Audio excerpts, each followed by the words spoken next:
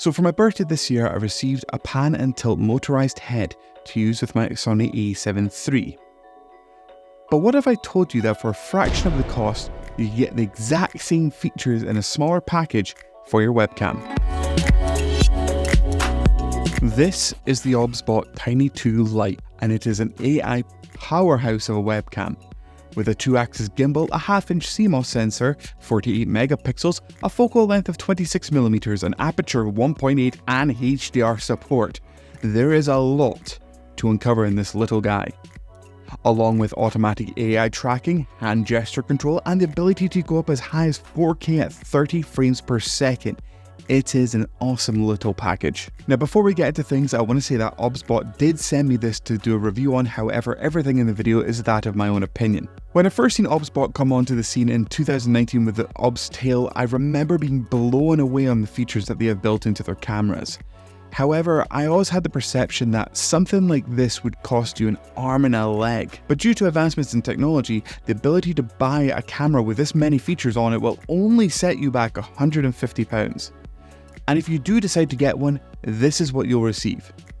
Inside the box, you'll get the Tiny 2 Lite, a USB-C to USB-C cable with an adapter for Type A, which is very handy for those older motherboards or laptops, and a set of instructions for the webcam itself.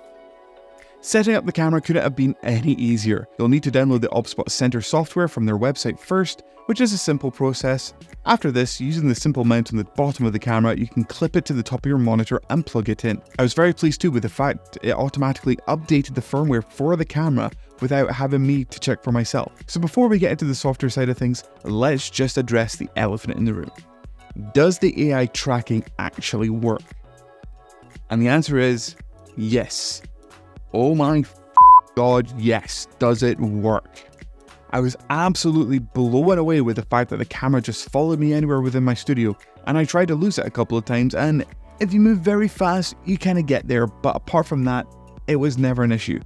Using the hand gestures too came in very handy for the automatic zooming in and out when needed. Now a little issue is the fact that since the gimbal is only on 2 axis and not 3, on a curved monitor, when you start going around to the edges, you might noticing some tilting on your image. However, you could easily pass this by getting a clamp-on tripod or a clamp-on stand for your desk, allowing you to have it completely level at all times.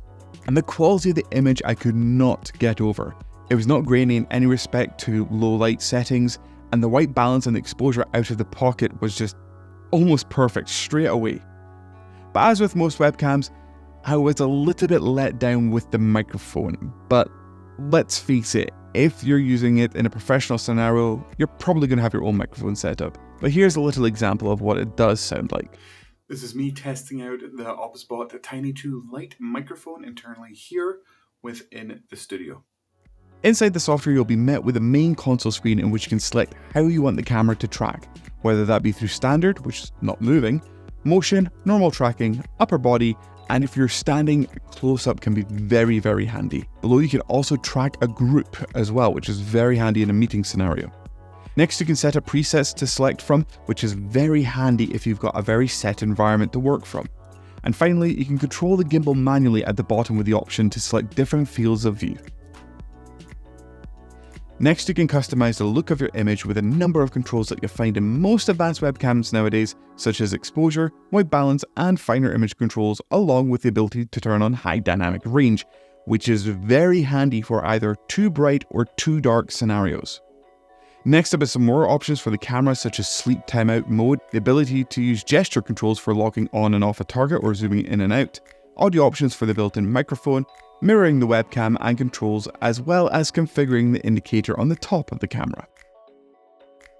Across at the top of the pages, we will have the options to preview the camera, turn it on and off, which you can also do by just turning it down manually, which is a great feature in itself, record video, snap a picture, beautify options, smart remote control, and the ability to turn on and off hotkeys and OSC control, which is very handy for some of your automation streaming software. Inside Beautify, you'll find the option to blur your background, tweak the look of yourself on camera, including a skinny filter, which just kind of sucks you into the frame, and the last option is the ability to select a filter, much like Instagram. And finally, the settings. This is where you can configure the output of the camera. Now remember, if you're streaming and wanting that 60 FPS buttery smooth look, you'll only be able to go as high as 1080p. However, if you are, say, recording a video for YouTube or streaming at a lower frame rate, you can go all the way up to 4K in 30 FPS. Another cool option is the ability to actually mix your audio within the software itself. So if you have a guitar input as well as the microphone camera and you want to mix them in together, you can do that so straight here in the app as long as it's an input into the machine that you're using. Now earlier in the year I did a video about replacing my mirrorless camera with the Elgato Facecam Mark I. So how does this compete against the most recommended webcam to streamers? Well, just look for yourselves. The side-by-side comparison with both cameras on auto settings out of the box is absolutely crazy. Now I know that the Facecam comes in at a price of £30 cheaper, and I'm also aware that Elgato recently has released the Facecam Mark II, which is also available for the same price of £150. But for the extra amount of features such as the AI tracking and literally the 2-axis gimbal, it would be silly not to purchase that over the Elgato Facecam Mark II. So for me, this webcam is definitely going to be taking a place in my permanent setup over on my streaming computer. Especially the fact is good, the tracking is going to be very handy. Say for example, if I do like a Friday night DJ stream or literally a VR stream, which is always chaotic and very difficult to sometimes capture with a standard camera. Let me know your thoughts on this mini heavyweight hitter of a webcam in the comments below.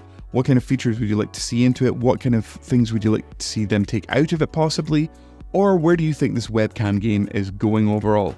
Because overall, I am just blown away with this tiny little fella. If you liked the video, please hit that like button. If you want to subscribe to the channel, please subscribe to the channel. And until then, I'll catch you in the next video. I'll see you.